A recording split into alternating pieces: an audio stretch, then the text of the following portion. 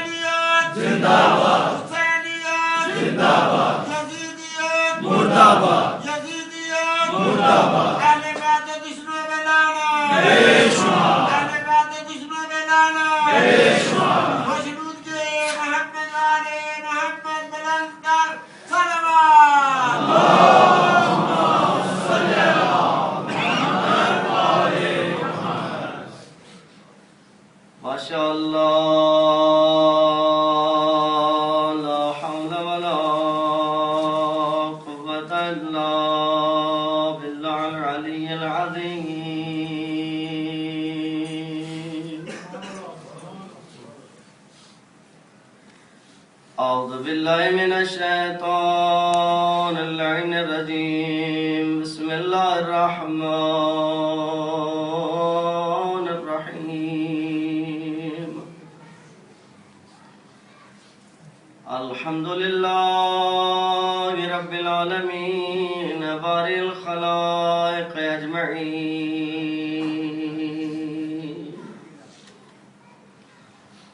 ثم الصلاة والسلام على سيدنا ونبينا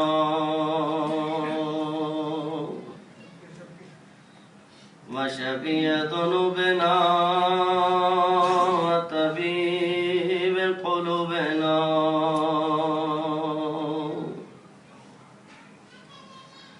حبيبنا وحبيب إله العالمين أبي القاسم محمد اللهم صل على محمد وآل محمد وعلى أهل بيت الطيبين الطاهرين المعصومين المنتجبين المنتخبين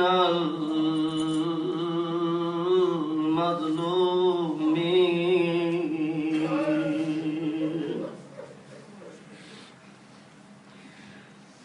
لا سيما على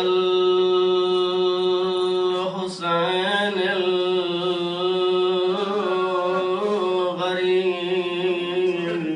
الغريب المقتول بأرض كربلاء بلا جرم ولا خطأ الذي جسمه عريان الذي غسله دمه الذي كفنه رمال أرض كربلاء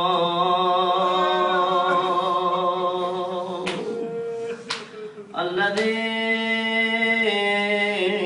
قال في آخر الوقت يا زينب يا أم كلثوم يا سكينة يا رباب يا فزة عليكن مني السلام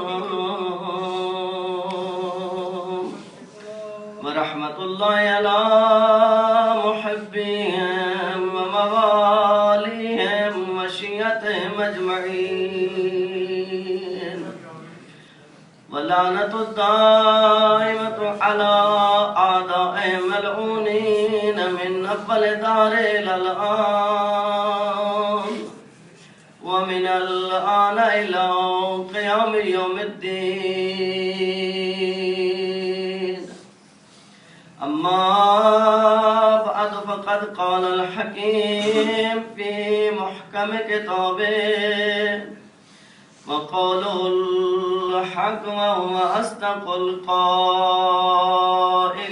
القائلين بسم الله الرحمن الرحيم إن الله وملائكته يصلون على النبي يا أيها الذين آمنوا صلوا عليه وسلموا تسليما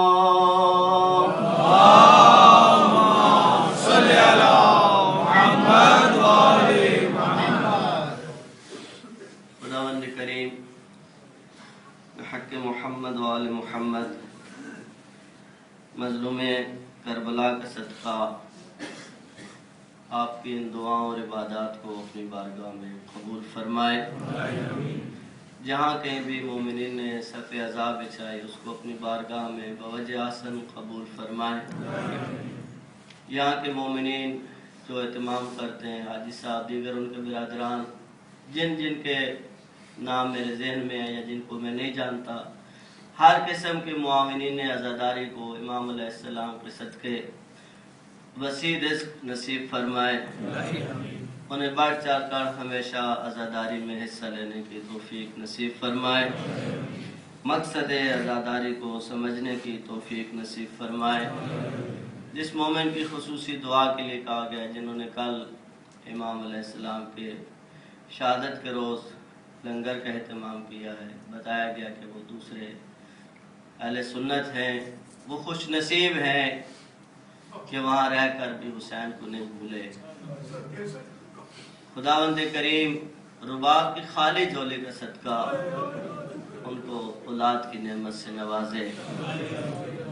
بیماروں کو بیمار کربلا کا صدقہ شفاء کامل و عاجل نصیب فرمائے.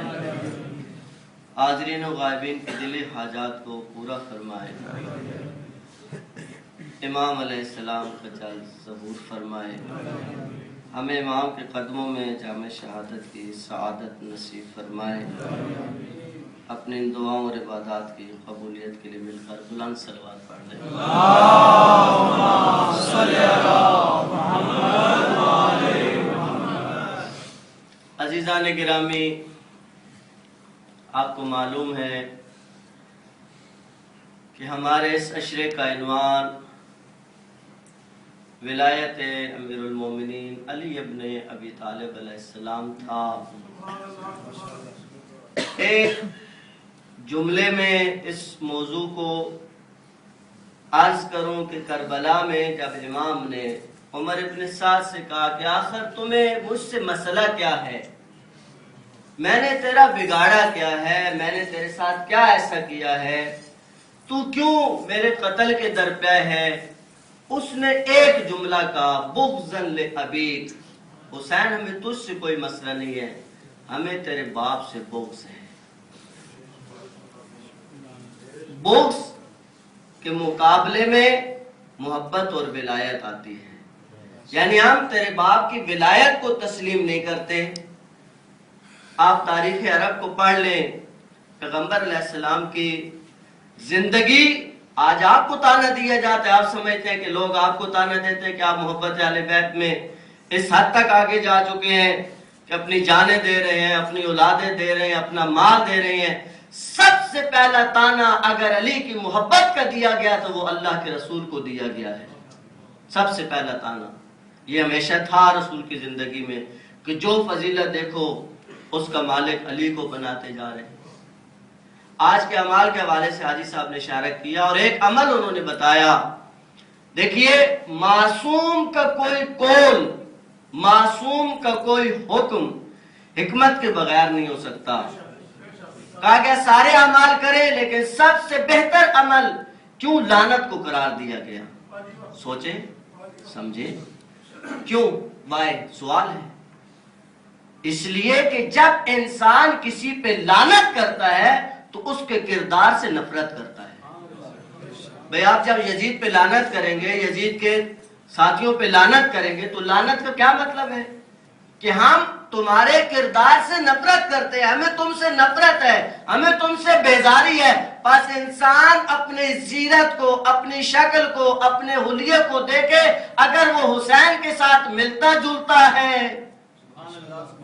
دیکھیں عاشور کی شب ہے، اس میں کیا تذکرہ ہوتا ہے امام علیہ السلام کے اصحاب کا؟ کہتے ہیں کہ امام کے اصحاب کے گرد جو بھی چکر کاٹتا تھا، اس کو جس طرح مکھیوں کا جو شہد کی مکھی ہوتی ہے، اس چھتے کے قریب اگر جائیں تو ایک خاص قسم کی بھنبھناہٹ ہوتی ہے، انسان اس کی آواز کو محسوس کرتا ہے۔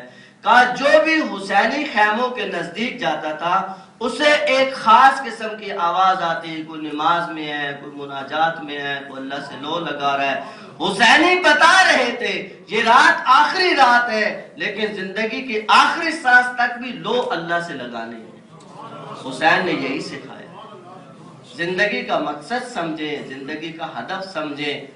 زندگی کا مقصد سمجھا جائے، لعنت اس لیے کی جاتی ہے، میں نے ایک جگہ سنا ہے، کیونکہ آنکھ سے یہ روایت میں نے نہیں پڑھی اس لیے میں اس ذمہ داری کے ساتھ بیان نہیں کر سکتا، لیکن سنا گیا ہے کہ دو گروہ بیٹھے تھے، ایک گروہ صلوات پڑھ رہا تھا، ایک گروہ آل بیت کے دشمنوں پہ لعنت کر رہا تھا۔ امام سجاد علیہ السلام کا وہاں سے گزر ہوا ہے، امام علیہ السلام نے ان لوگوں کو سلام کیا جو درود و سلام پڑھ رہے تھے، لیکن ان کو سلام نہیں کیا جو لعنت کر رہے تھے۔ کسی نے پوچھا کہ آقا آپ نے ان کو سلام کیوں نہیں کیا؟ کہا میں نہیں چاہتا کہ اتنی دیر جتنی دیر وہ مجھے جواب دے لعنت کا سلسلہ رک جائے۔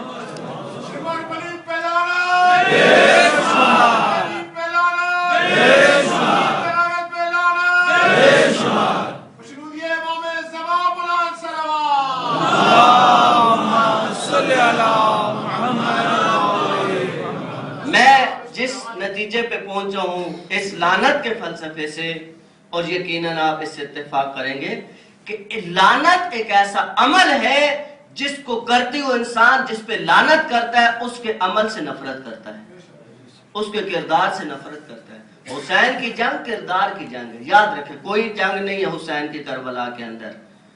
حسین نے ایک جملے میں کہا تھا مثلی لا یبایع مثلا، مجھ جیسا تجھ جیسے کی کبھی بیعت نہیں کرے گا۔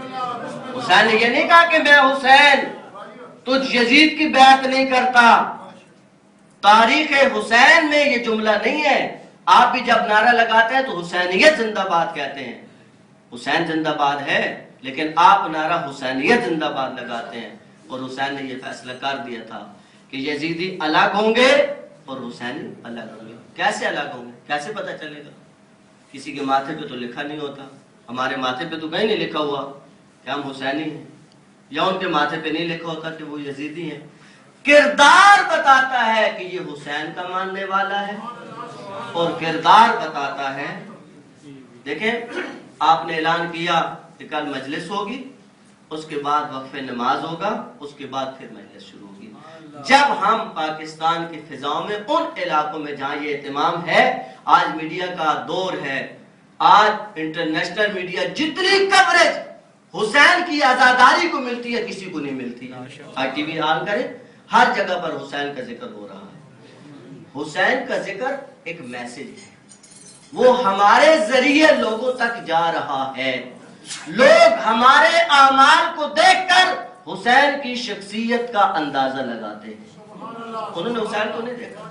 اب ایک گورا ہے جو کبھی حسین مولا کو جانتا ہی نہیں ہے، وہ اس میڈیا کو دیکھتا ہے، آپ کی تصویروں کو دیکھتا ہے، آپ کے عمل کو دیکھتا ہے، وہ اندازہ لگاتا ہے کہ یہ کس شخصیت کا۔ کہا کہ جب پاکستان میں ان فضاؤں میں جہاں پہ روڈ پہ جلوس چل رہے ہوتے ہیں اور ایک وقت جب آذان کا وقت ہوتا ہے تو سارے عزاداران حسین نماز کے لیے کھڑے ہو جاتے ہیں۔ میں سمجھتا ہوں ساری زندگی کی نمازیں ایک طرف ہیں اور عاشور کے دن کی ایک رکعت ایک طرف ہے، اس لیے کہ سارا سال ہمیں کوئی نہیں دیکھتا کہ ہم نماز پڑھتے ہیں یا نہیں، لیکن عاشور کے دن سب دیکھتے ہیں، دوست بھی دیکھتا ہے، دشمن بھی دیکھتا ہے، اور سب سے بڑھ کر تمہارا غریب آقا بھی دیکھتا ہے۔ علامہ نقہ نے جملہ کہا تھا، علامہ نقہ نے کہا کہ شیعہ تجھے شمر کا خنجر یاد ہے، حسین کا سجدہ بھول گیا۔ آج تک ہم روتے ہیں کہ شمر نے حسین کے گردن پہ خنجر چلایا، وہ حسین کی مظلومیت ہے، لیکن حسین کا سجدہ بھی تو یاد رکھ، تجھے پتہ ہونا چاہیے۔ میں نے ایک وعدہ کیا تھا دوستوں سے، کل وہ پورا کرنا تھا۔ ایک خطبہ ہے مولا عباس علیہ السلام کا، اچھا ہو گیا کہ آج وہ بھی مومنین جو کل تشریف نہیں لا سکتے کسی وجہ سے، وہ بھی اس خطبہ مولا سے فیض یاب ہوں گے، کیونکہ ہمارے سامنے ان شخصیات کی تصویر اس طریقے سے سامنے نہیں آئی جتنا ان کا حق تھا۔ بہت حق ہے ہماری گردنوں پہ عباس مولا، جس کے عظمت کے لیے امام کھڑے ہو جائیں۔ کیا سا پڑھ رہے تھے، یہ کام نہیں ہے، آپ سمجھیں۔ پرسوں انشاءاللہ جو سوئم کی مجلس ہو اس میں عرض کروں گا امام علیہ السلام کا کیا انداز تھا عباس کی شہادت کے بعد مولا امام زین العابدین علیہ السلام کا۔ کہا کہ جب مولا حسین علیہ السلام نکلے مدینہ سے کربلا تک مختلف مقامات پہ امام کے خطبات ہیں، جو خطبات امام حسین کے نام سے کتاب بھی سامنے آئی ہے، اس میں وہ لکھتے ہیں کہ فلاں مقام پر مولا نے یہ خطبہ دیا، فلاں مقام پر یہ خطبہ دیا، فلاں مقام پر یہ خطبہ دیا۔ مکہ میں امام کا خطبہ نہیں ہے، لیکن وہاں پہ حضرت عباس علمدار کا خطبہ ہے۔ خطبہ کہاں پر؟ کسی مسجد میں، کسی صحرا میں نہیں۔ جو لوگ حج پہ جا چکے ہیں انہیں پتہ ہے کہ 7 یا 8 ذی الحج کو سارے حاجی امڑ کے مکہ میں آ چکے ہوتے ہیں، سارے حاجی مکہ میں پہنچ چکے ہوتے ہیں۔ مولا نے جب خطرے کو بھانپا کہ دشمن ہمیں اس اجتحام میں قتل کا ارادہ رکھتا ہے، تاکہ ساتھیوں کے رش میں اگر شہید بھی کر دیا گیا تو کسی کو کیا پتہ چلے گا، تاریخ پہ پنہان ہو جائے گا، پتہ نہیں چلے گا تاریخ کو، لیکن وہ امام کی بصیرت کو تو نہیں سمجھ سکتے ہیں۔ وہ اپنا منصوبہ لے کر آئے۔ مولا نے جب اس خطرے کو بھانپا تو ایک اس لیے کہ حرم احترام کی جگہ ہے، یہاں حرم کی بے احترامی نہ ہو اس وجہ سے، اور ان کے عزائم کو، ناپاک عزائم کو خاک میں ملانے کے لیے زہرا کے لال نے حج کو عمرے میں بدلا۔ حاجی کیسے حج چھوڑتا ہے یہ وہی سمجھ سکتا ہے جو حج پہ گیا ہو۔ اگر کسی وجہ سے حاجی کو حج چھوڑنا پڑے اس کے دل پہ کیا گزرتی ہے وہ وہی سمجھتا ہے۔ نہ جانے زہرا کے لال نے ان نور فضاؤں کو کیسے چھوڑا ہوگا، لیکن جس نے زندگی بھر انسانیت کو بچانا ہے، جس نے محسن انسانیت کا لقب پانا ہے، اس کو بہت بڑی قربانیاں دینا پڑتی ہیں۔ کہا کہ مولا عباس خانہ کعبہ کی چھت پہ تشریف لے گئے، خانہ کعبہ کی چھت پہ۔ اب ایک تو مولا کا قد ماشاءاللہ تاریخوں میں جو لکھا ہے، لکھتے علماء کہ اگر عباس گھوڑے پہ بیٹھتے، اگر پاؤں رکاب میں ڈالتے تو مولا کے گھٹنے کان گھوڑے کے کان کے ساتھ جا کے لگتے تھے، اور اگر پاؤں رکاب سے نکال لیتے تو پھر پاؤں زمین کے ساتھ لگتے تھے۔ اتنی قداور شخصیت، اور وہ جب خانہ کعبہ کی چھت پہ آئی ہوگی، آپ اندازہ لگائیں کیا منظر ہوگا، کیا نقشہ ہوگا اس وقت کا۔ حضرت عباس علمدار نے ایک اشارہ خانہ کعبہ کی چھت کی طرف ہے اور دوسرا اشارہ مولا حسین کی طرف ہے، یوں کر کے۔ اب تاریخ میں اختلاف ہے کہ مولا خیمے کے اندر تھے یا سامنے تھے۔ اگر خیمے کے اندر تھے تو اس خیمے کی طرف، اور اگر سامنے تھے تو مولا کی طرف۔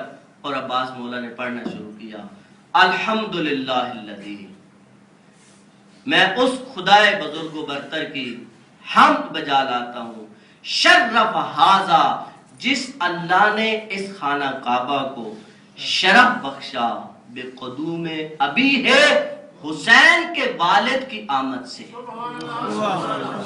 اپنے بھی بابا ہیں، اپنے بھی بابا ہیں، لیکن یہ نہیں کہتے کہ میرے بابا کی ولادت سے، کہا نا حسین کے والد کی آمد سے اللہ نے اس کو شرف بخشا۔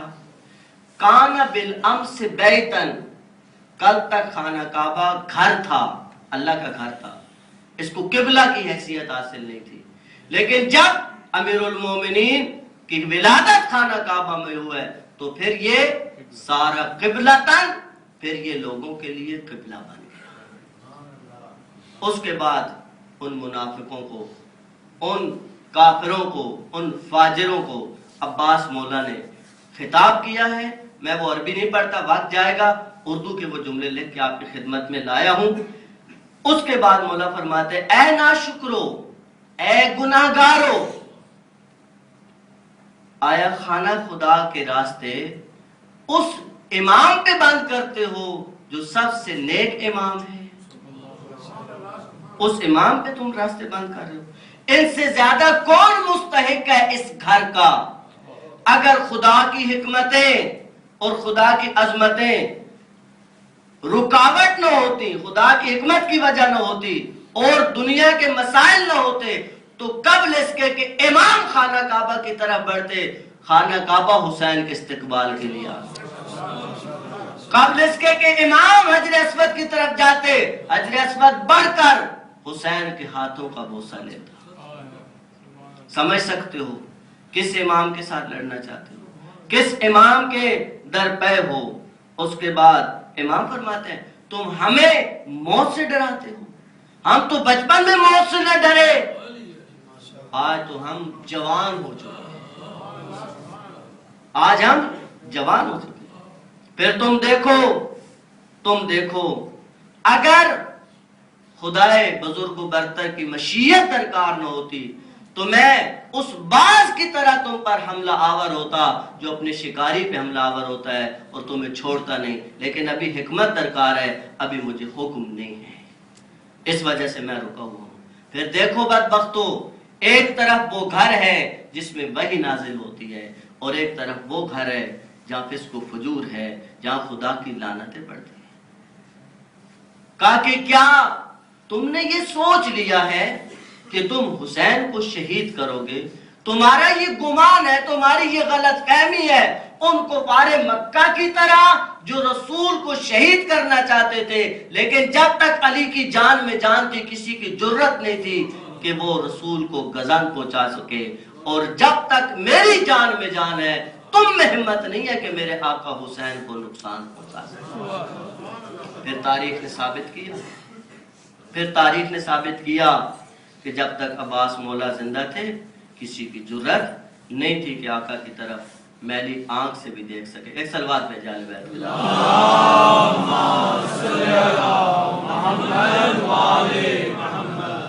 एक सवाल आप मोमिनीन से जो अभी तशरीफ लाए वो तो नहीं समझते, एक सवाल मैंने छोड़ा था जवानों के लिए कि एक दफा मौला से किसी ने पूछा कि बताएं कि मेरे सर के बाल कितने हैं। मौला ने कहा मैं बता दूंगा, लेकिन तुम बताओ कि उन्हें गिनेगा कौन। सवाल ये था, मैंने जवानों से पूछा, अभी तक तो मुझे किसी ने उसका जवाब नहीं दिया, लेकिन आज की रात का वादा था कि अगर किसी ने जवाब नहीं दिया तो फिर मैं खुद अर्ज करूंगा। मौला ने जब ये फरमाया कि मैं बता दूंगा तो फिर गिनने की जरूरत तो न थी, लेकिन उनके लिए जो मौला की अजमत को मानता है तो वो तो ये भी नहीं पूछेगा मेरे सर के बाल कितने हैं। जो मौला की अजमत को मानता है, जो विलायत का कायल है, उसके दिमाग में ऐसा भोंडा सवाल आ ही नहीं सकता। मौला उसको ये कह रहे हैं कि तू मुझे मानता ही नहीं है, अगर मैं बता भी दूं कि तेरे बाल कितने हैं तुझे तो यकीन नहीं आएगा, फिर इन्हें गिनेगा कौन। मौला ने उसके दिमाग को हिलाया और हमें भी पैगाम दिया कि मानना और होता है और जानना। अब इंसान मानता है तो बहुत कुछ मानता है, फिर वो सवाल, विलायत में सवाल नहीं होता। आज हमारी माए बहनें सवाल करती हैं हम क्यों हिजाब करें। मौलाना इतना मुश्किल जमाना आ गया है, हम मिक्स गैदरिंग में रहते हैं, हम यूरोप में रहते हैं, लेकिन जहां अली की विलायत आ जाए वहां माहौल असरअंदाज क्या बात है नहीं। माहौल, अच्छा मुझे बताएं भाई, माहौल कई किस्म के हैं। एक घर का माहौल होता है, एक दोस्तों का माहौल होता है, एक शहर का माहौल होता है, एक मोहल्ले का माहौल होता है। ये सारे माहौल मिलकर इंसान की जिंदगी पे असर डालते हैं। भाई जब आप जिस ऑफिस में काम करते हैं उसका भी माहौल आप पे असरअंदाज होगा, आप जिस मोहल्ले में रहते हैं वहां का भी माहौल आप पे असरअंदाज होगा, लेकिन सबसे ज्यादा जो माहौल असरअंदाज होता है वो घर का माहौल है। कुरान ने جہاں ایمان والوں کی مثال دی ہے کہیں مرد کا تذکرہ نہیں ہے. ایمان کی صفات بتائی ہیں لیکن اگر مثال دی ہے تو وہ دو خواتین کی دی ہے, ایک حضرت مریم اور ایک حضرت آسیہ. مجھے بتائیں جو لوگ آج ماحول کا بہانہ بناتے ہیں, چاہے وہ خواتین ہیں چاہے وہ مرد ہیں, آیا اس سے زیادہ ماحول ہو سکتا ہے جو حضرت آسیہ کے لیے تھا؟ فرعون کے گھر جو اپنے آپ کو رب اعلیٰ تک کہنے پر تلا ہوا ہے, لیکن اسی ماحول میں حضرت آسیہ رہتی ہیں. لیکن جب اللہ کی ولایت, اللہ کی محبت انسان کے دل میں گھر کر جائے تو پھر اسے دنیا کی کوئی طاقت ختم نہیں کر سکتی. حضرت آسیہ کی قربانیوں نے اور ان کے سیرت نے یہ بتایا کہ ماحول کسی صورت میں انسان پر اثر انداز نہیں ہوتا جب ولایت کو حقیقی معنی میں تسلیم کر لیا جائے. دنیا کے اندر آپ سروے کریں, آج نیٹ پہ بیٹھے ایک بٹن دبائیں آپ کو سب کچھ نظر آتا ہے. سب سے زیادہ دنیا کا اس وقت ماحول جس ملک میں خراب ہے دنیا کے اعتبار سے وہ آسٹریلیا ہے. پوری دنیا میں فحاشی عام ہے لیکن سب سے زیادہ ماحول اگر خراب ہے تو وہ آسٹریلیا کا ہے. وہاں پر بھی آپ لبنان کی خواتین کو دیکھیں, ان کا حجاب معمولی حجاب نہیں ہے. ہمارے یہاں خواتین چہرہ چھپانا مشکل سمجھتی ہیں, ان کی خواتین گلوز بھی پہنتی ہیں. آپ وہاں پر بھی نیٹ پہ سرچ کریں, ان کی خواتین اس فسق و فجور کے ماحول میں بھی رہ کر گلوز پہن کے گھروں سے باہر نکلتی ہیں. کیوں؟ انہیں زینب کا درس بھولا نہیں ہے. ہم نام لیتے ہیں, 10 دن تک ہمارا بہت رابطہ رہتا ہے کربلا والوں سے. اس رابطے کو سالوں پہ محیط کریں, دنوں پہ نہیں. اس رابطے کو زندگیوں پہ محیط کریں, دنوں پہ نہیں. ایسا نہ ہو کہ 10ویں کے بعد ہمیں بھول ہی جائے کہ حسین مولا کا پیغام کیا تھا, حسین مولا کا مشن کیا تھا, ہم 10 دن کیوں روتے تھے, 10 دن کس بات پہ گریہ ازاری کرتے تھے. دیکھیں گریہ ازاری انسان کے اندر نرمی پیدا کرتا ہے. حسین کے گریہ کے 2 اہم فوائد ہیں. ایک گناہوں کی بخشش ہوتی ہے, سب سے اہم فائدہ کہ حسین پہ گریہ کرنے سے انسان کے گناہ معاف ہوتے ہیں اور انسان کا دل نرم ہوتا ہے. انسان کا دل جب نرم ہوتا ہے تو وہ پیغام کو لینے کی زیادہ صلاحیت رکھتا ہے.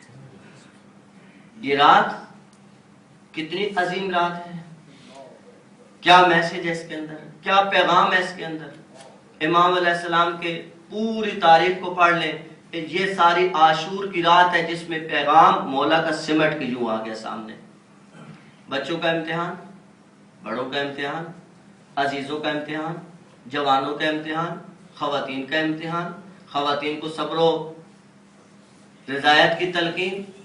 آپ سمجھ سکتے ہیں آج کی رات میں اور کل کی رات میں کیا فرق ہے. سمجھ سکتے ہیں ہم جان سکتے ہیں کیا فرق ہے. آج تک حسین کی ذمہ داریاں ہیں, آج مولا کی ذمہ داریوں کی آخری رات ہے. دیکھیں کہتے ہیں کہ بی بی کی عظمت کے لیے ایک جملہ کافی ہے, انبیاء کی زحمتوں کو حسین نے بچایا اور حسین کے مشن کو زینب نے بچایا. لیکن عزیزو یہ جملہ کہہ دینا بھی بہت آسان ہے اور سن لینا بھی شاید بہت آسان ہے, لیکن اس کو سمجھنا گہرائی میں جا کر.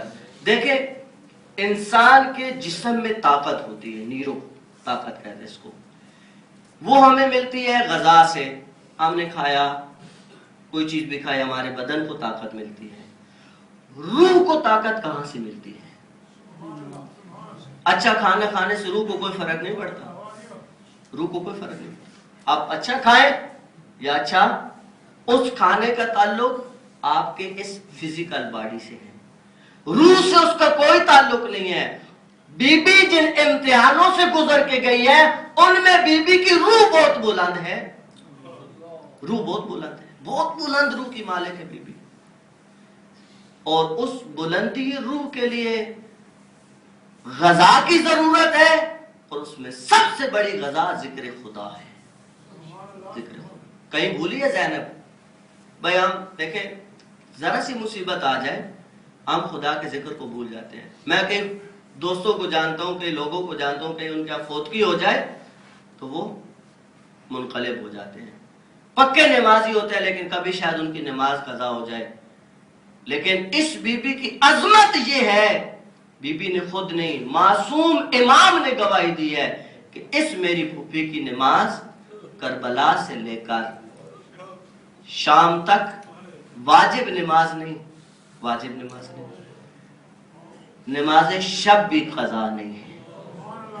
دیکھیں یہ جملے نہ پڑھنے کے لیے ہیں نہ صرف سنانے کے لیے، اس لیے کہ ہمیں مشن حسین کے قریب ہونا ہے، قریب سے قریب تر ہونا ہے. اگر یہ رات ہمیں حسین کے مقصد کو سمجھنے میں کامیاب نہ کرے تو پھر کون سی رات آئے گی؟ انسان پہ غفلت عارض ہوتی ہے، غفلت طاری ہوتی ہے. حسین غفلتوں کو دور کرنے کے لیے آئے ہیں. ہمارے بعض پنجاب میں ایک ٹرینڈ بن گیا ہے، بعض لوگ مصائب پڑھتے ہیں، وہ کہتے ہیں میں نے اتنا مصائب پڑھا کہ بندہ بے ہوش ہو گیا. وہ دوسری مجالس میں جا کے فخریہ طور پہ بتاتے ہیں میں اتھا مجلس پڑھی، اتھا پھر ایک مومن بے ہوش تھی گیا. حسین ہوش دلانے کے لیے آیا، بے ہوش کرنے نہیں. حسین ہوش دلانے ہیں، گریہ وزاری سے منع نہیں کیا گیا. ہم کیا گریہ کریں گے؟ ہم کیا گریہ کریں گے؟ ہمارے گریے کی کیا حیثیت، ہمارے رونے کی کیا حیثیت، اور ہماری کیا حیثیت؟ جس پر وقت کا امام 36 سال تو آنسو روتا ہے، سجاد خون روتا تھا. لیکن کوئی تاریخ بتائے کہ کبھی، دیکھیں آج ہم عزادار ہیں، عزاداری کو کبھی بہانہ نہ بنائیں، کبھی بہانہ نہ بنائیں. مجھے بتائیں کہ سب سے بڑا عزادار تاریخ میں کون ہے؟ کربلا کی تاریخ میں سب سے بڑا عزادار امام سجاد سے بڑھ کر کوئی نہیں. وہ فقط عزادار نہیں ہے، یہ لقب میرے مولا امیر المومنین کا بھی نہیں ہے جو سید سجاد کا ہے.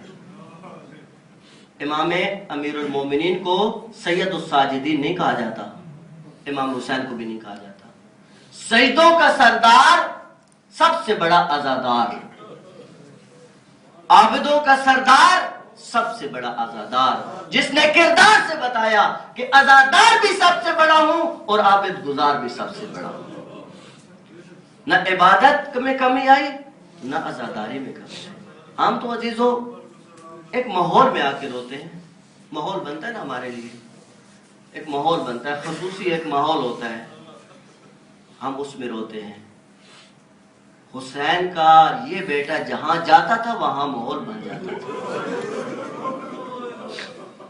ہم ماحول کی تلاش میں ہوتے ہیں اور ماحول سجاد کی تلاش میں ہوتا تھا. کہیں سے گزرے، کہیں دیکھا. آج کی رات بہت عظمتوں والی رات ہے.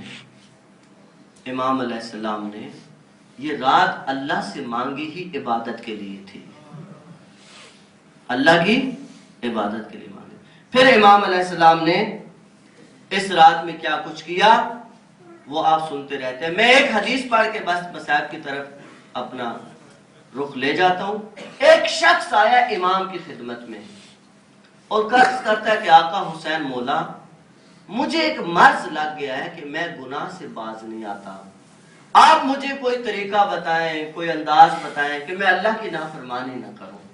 دیکھیں مریض کے پاس جب کوئی ڈاکٹر کے پاس، مریض ڈاکٹر کے پاس جائے، حکیم کے پاس جائے، حکیم ہر کسی کو نسخہ اس کے مزاج کے مطابق دیتا ہے. بھئی بعض مریض ہیں ان کا مزاج کچھ ہے، بعض مریض ہیں ان کا مزاج کچھ ہے.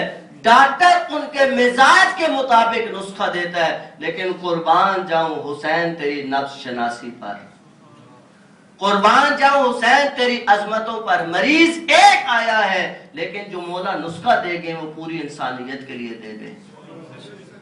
یہ شخص جب آیا نا مولا کی خدمت میں، آقا نے کہا اچھا تجھے اللہ کی نافرمانی کرتا ہے، ایک کام کر، تو ایک کام کر، میں حسین ذمہ داری لیتا ہوں، تجھے کھلی اجازت دیتا ہوں، اس کے بعد پھر جتنے دل ہے گناہ کر، ایک کام کر لے، اس کے بعد تمہیں آزادی ہے، کھلی چھٹی. انہوں نے کہا مولا کیا کروں؟ مولا نے کہا لا تاکل رزق اللہ، اللہ کا رزق کھانا چھوڑ دے. کہتے ہیں حسین مولا کیسے ہو سکتا ہے، میں رزق نہیں کھاؤں گا تو پھر کیسے جیوں گا؟ کہا اچھا اللہ کا رزق نہیں چھوڑ سکتا؟ ایک کام کر، اخرج من ولایت اللہ، اللہ کی سلطنت سے نکل جا، کہیں چھپ کر کسی ایسی جگہ جہاں تجھے اللہ نہ دیکھ سکے۔ کہا اللہ کے ولی یہ کیسے ممکن ہے؟ لا یمکن الفرار من حکومت، اللہ کی حکومت سے فرار نہیں ہو سکتا۔ امام نے فرمایا تو اللہ کا رزق بھی نہیں چھوڑ سکتا، اللہ کی مملکت سے بھی نہیں نکل سکتا، پھر تجھے میں ایک اور مشورہ دیتا ہوں، اطلب موضعا لا یراک اللہ، کوئی ایسی جگہ تلاش کر جہاں تجھے اللہ نہ دیکھ سکے۔ انہوں نے کہا اللہ تو میرے دلوں کے راز بھی بہتر جانتا ہے۔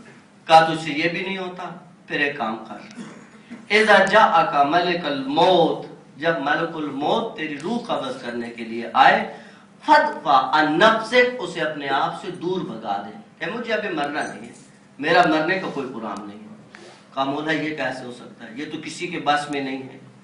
کہا اچھا یہ بھی نہیں ہو سکتا تو پھر ایک اور کام کر، جب مرنے کے بعد جہنم کا فرشتہ تیرے گناہوں کے عذاب کی وجہ سے تجھے جہنم کی طرف لے جا رہا ہو، اذا ادخلک مالک فی النار، جب تجھے جہنم کا فرشتہ جہنم میں لے جائے تو اس کو کہنا ہے کہ میں جہنم میں نہیں جاتا۔ کہا مولا یہ کیسے ہو سکتا ہے، وہ اللہ کا فرشتہ ہے۔ کہا نہ تو اللہ کا رزق چھوڑ سکتا ہے، نہ تو اللہ کی مملکت سے نکل سکتا ہے، نہ تو ایسی جگہ تلاش کر سکتا ہے، نہ تو موت کو اپنے آپ سے دور کر سکتا ہے، نہ تو عذاب کو اپنے آپ سے دور کر سکتا ہے، تو پھر اللہ کی نافرمانی کیوں کرتا ہے؟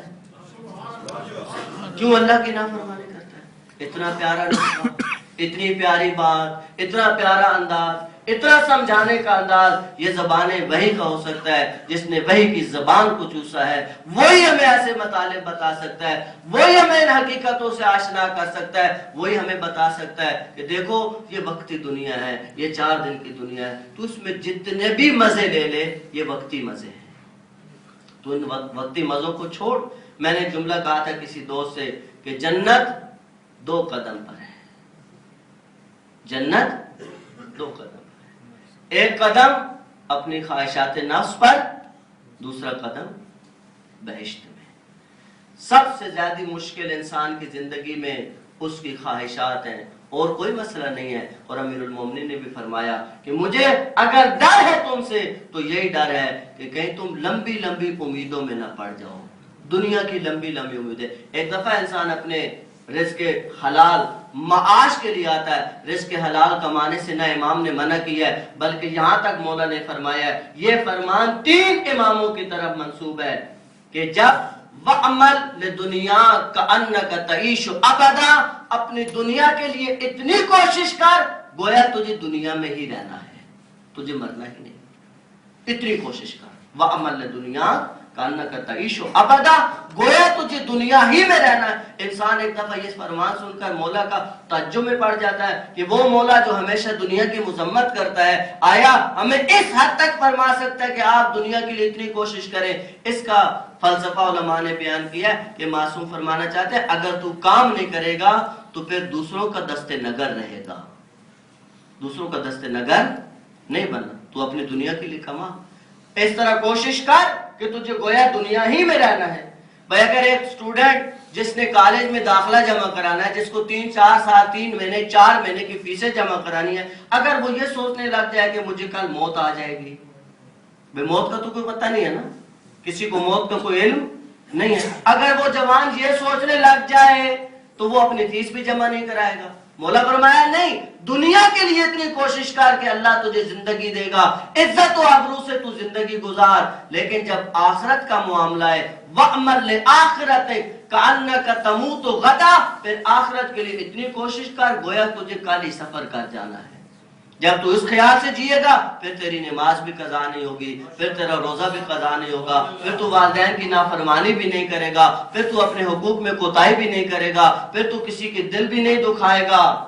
بزرگوں کا احترام کرنا سیکھیں عزیزو، پیغمبر کی حدیث پڑھ رہا ہوں، اپنی کوئی بات نہیں کر رہا، پیغمبر فرماتے ہیں کہ بزرگ کا وجود اس طرح ہے گھر کے اندر، الشیخ فی البیت کالنبی فی امتی، گھر میں بزرگ کے وجود کی اتنی برکتیں ہوتی ہیں جتنی نبی کی امت کے لیے برکتیں ہوتی ہیں۔ یہ حسین کا درس ہے، یہ حسین کا مشن ہے۔ آج کی رات میرے مولا نے تقسیم کی ہے، ایک عبادت ہے اور ایک دورہ ہے خیموں کا۔ खैमों में चले मेरे मौला, कभी किसी खैमों में, कभी किसी खैमों में। हर खैमे का मंजर देखता है ज़ारा का लाल कि किस तरीके से जवानों को तैयार किया जा रहा है। मैं अंसार के खैमों का तस्करा नहीं करता, मैं उन खैमों का मुख्तसर तस्करा करता हूँ। एक दफ़ा ज़हरा का लाल गुजरा है, एक खैमे के अंदर देखा एक छोटा सा चिराग जल रहा है, एक जवान ने अपनी माँ के गोद में सर रखा हुआ है, अली अकबर के सर में उम्मे लैला हाथ भी फेरती जा रही है और फरमा रही है, ऐ मेरा लाल, ऐ मेरा लाल, मैं दूसरे ख़ानदान से हूँ, मेरा हुसैन के साथ कोई खूनी रिश्ता नहीं है। अकबर तू हुसैन का बेटा है, लेकिन कल ऐसे बहादुरी के शुजात के मुजाहरे करना कि मैं अपने आका हुसैन के सामने सुरखरू हो सकूं, मुझे फख्र हो हुसैन के सामने तेरी शहादत पर। अकबर को उम्मे लैला बैठकर तरगीब दे रही है, ऐ मेरे बेटे अकबर, ऐसी शुजात दिखाना, ऐसे बरचिकत अपने सीने में पेवस्त कर लेना कि मैं क़यामत तक अपने अज़ादारों के सामने भी सुरखरू, क़यामत तक तेरा तस्करा होता रहे। कहते हैं उसके बाद मेरा आका और मौला आए हैं, देखा फरवा लेके कासिम को बैठी हुई है और कह रही है कि ऐ यतीम हसन, मेरे पास तो कुछ भी नहीं है, तेरे बाबा की शहादत पहले हो चुकी है, तू वाहिद तन्हा निशानी है मेरे पास। कल जब मारका जंग का गर्म होगा, कासिम क्या हुआ तेरी उम्र छोटी है लेकिन तू बढ़कर हाशमी खून है, ऐसे हमले करना कि मैं कल अपने वक्त के इमाम के सामने सुरखरू हो सकूं। चलता चलता ज़हरा का लाल उस खैमे में आया है जहाँ अब्बास बैठ के अपने तलवार के ऊपर तलवार की धार को तेज कर रहे हैं। एक कोने में एक बीबी बैठी है जिसकी औलाद नहीं है, कहती है अल्लाह मेरी औलाद नहीं है, कल सारे कुर्बानियां देंगे, मैं किसको कुर्बान करूंगी। अब्बास कहते हैं बीबी आप क्यों परेशान हो रही हैं, आपका गुलाम हाजिर है ना, कल अपने गुलाम को आका पे कुर्बान कर देना। कहते हैं कुछ इस अंदाज से अब्बास ने ये जुमले कहे हैं, हुसैन से बर्दाश्त नहीं हो सका। उस खैमे से हुसैन चलते चलते अपनी बहन ज़ैनब के खैमा के सामने आए हैं। यही रात है अजीजों, बीबी के खैमा के सामने है, क्या मंजर है, ओनो मोहम्मद को बिठाया हुआ है, फरमाती है तुम जो है तुम्हें पता है ओनो मोहम्मद तुम्हारा दादा कौन था, तुम्हारा नाना कौन था, आप जाफर तैयार के पोते हो, आप हैदर करार के नवासे हो। ऐ मेरे बच्चों तुम्हारी उम्र छोटी है लेकिन कल ऐसी मुजाहरा करना, ऐसी जंग करना कि मैं अपने भाई के सामने सुरखरू हो सकूं। ये शहजादे याद है जब मौला का काफिला चल रहा था, हजरत अब्दुल्ला ने पहले इन जवानों को बच्चों को हुसैन के साथ काफिले में नहीं भेजा। जब काफिले मक्का में पहुंचे हैं ना तो अब्बास हजरत अब्दुल्ला लेकर इन शहजादों को काफिले के करीब आए हैं। ज़ैनब की सवारी के नीचे जब अब्दुल्ला आकर खड़े हुए, एक दफा बीबी सोचने लग गई न जाने अब्दुल्ला क्यों आ गए हैं। कहते हैं मैंने रसूल से सुना है जब कोई सफर पे जाए तो सदका साथ लेकर जाए, अगर सदका देगा तो उसकी मुसीबतें टलती रहेगी। रसूल ज़ादी, ऐ ज़हरा की बेटी, ये दो सदके मेरे तू साथ लेती जा। अगर कोई मुश्किल वक्त आ जाए, अगर कोई मुसीबत का वक्त आ जाए, एक को मेरी तरफ से कुर्बान करना और दूसरे को अपनी तरफ से कुर्बान करना। अजीजों शुरू हो गई है जंग करबला की और वो वक्त आया है कि ये शहजादे जब भी बीबी ज़ैनब के सामने आते, बीबी ज़ैनब एक सवाल करती, ओ न मोहम्मद तुम अभी जिंदा हो? फरमाते माँ हम कितनी दफा जा चुके हैं मामू की खिदमत में, हुसैन मौला हमें बहाने बहाने से वापस करते हैं, आप सिर्फ इजाजत लेके दे, फिर देखे कि हम कैसे शुजात के मुजाहरे करते हैं। ज़ैनब ने उन्हें मोहम्मद के हाथ पकड़े हैं और रुख किया खैमे हुसैन का। हुसैन ने आते ज़ैनब को देखा है और हुसैन खड़े हुए अज़मत ज़ैनब के लिए कहा, हुसैन मैंने आज तक आपसे कुछ मांगा नहीं है। हुसैन मौला फरमाते हैं बीबी मैं तो इंतजार में हूँ कि तू मेरी बहन है, कभी तू मुझसे कोई सवाल कर, कभी तू कोई मुझसे चीज मांग कि मैं उस सवाल का जवाब दूं। ज़हरा कलाल मैं कुछ भी नहीं मांगती, इन जवानों की शहादत मांगती हूँ। मैं भी चाहती हूँ ये तेरे पे कुर्बान हो जाए। कहा बहन तूने पहली दफा मांगा तो क्या मांगा, जवानों कहा मैं जवानों को इजाजत दे, तू अब चले जाए। कहते ये शहजादे निकले, बीबी ने कहा कहाँ जा रहे हो? वापस आ जाओ। वापस आए, मौला हुसैन को बीबी ने बुलाया है। बीबी ने वो तबर्रुकात का संदूक खोला। अजीजों, एक में एक अमामा रखा हुआ था और एक में एक अमामा रखा हुआ था। कहा मेरा आका हुसैन, ये मेरे जाफर तैयार का अमामा है और ये मेरे बाबा हुसैन, बाबा अली का अमामा है। एक के सर पे एक अमामा रख दे और दूसरे के सर पे दूसरा अमामा रख दे। अजीजों, ये जवान तैयार हो गए हैं और माँ की आंखों के सामने ये दोनों जवान मैदान में उतरे हैं। बीबी आवाज दे रही थी, ऐसे हमले करना कि लोग जाफर तैयार की जंग को याद करें, ऐसे हमले करना कि मौला अली की जंग लोगों को याद आ जाए। खुदा की कसम, ये औकात की तरह बड़े हैं और दुश्मनों की सफों को बखेरना शुरू किया।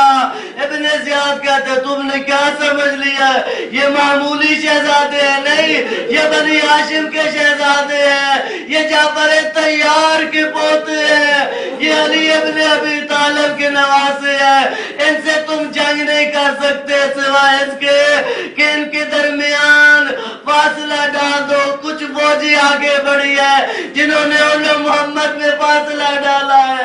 एक भाई इस तरफ है, दूसरा भाई उस तरफ है, मुकाबला हो रहा है, बिलाखिर बच्चे हैं और प्यास का गलबा है। एक दफा आवाज दी, या बाब दिल्ला, हमारी मदद को आए। अल्लाह की कसम, एक के लिए अब्बास बड़े हैं, दूसरे के लिए हुसैन बड़े हैं। काफिले की तहका होता क्या था? गंजे शुहदा में लाया जाता था। एक को मेरे मौला हुसैन लेके आए हैं, एक को मेरे मौला अब्बास लेके आए हैं। कहते एक शहजादे की अभी जिंदगी के चंद लहज़े बाकी है। इमाम ने बीबी ज़ैनब को पास बुलाया, कहा ये तेरा बेटा जिंदगी की आखिरी सांसें ले रहा है, इसके साथ कोई बात कर ले। जब बीबी आगे बढ़ी है, शहजादा जोड़ के कहते माँ अब तो हमसे राजी है ना, अब तो हमसे राजी है ना?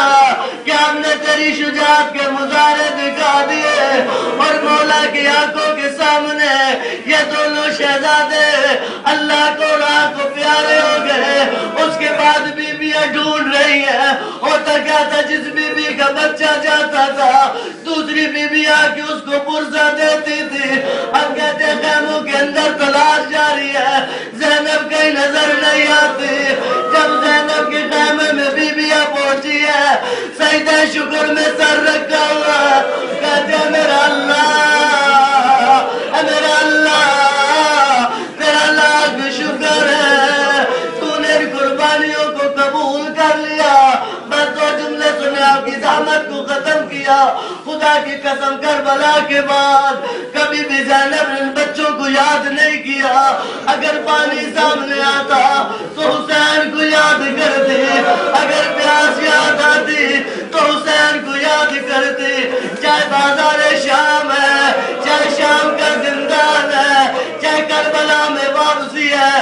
करबला में जब ये काफिले पहुंचे थे, हर बीबी अपने बेटे की लाश में आई है, लेकिन ज़ैनब मोहम्मद की कब्रों पे नहीं गई, हुसैन की कब्र पे आई है।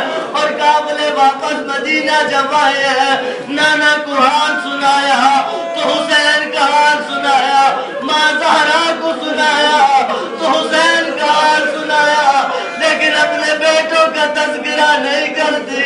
खुदा की कसम, एक वो वक्त आया है, बस इस जुमले पे मेरे मसाब खत्म हो जाएंगे। ज़ैनब को जी भर के पुरसा देना है।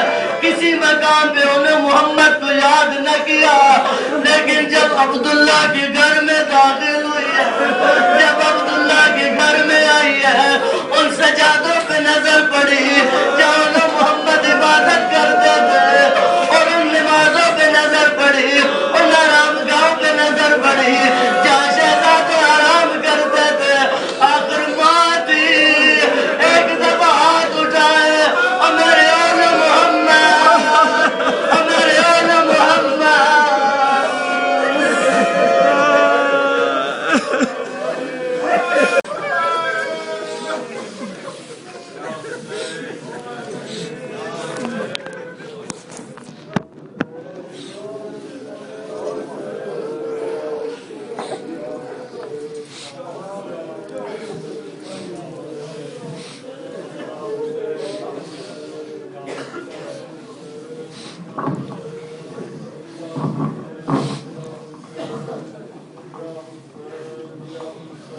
اور سلطان وفا دی دنیا دا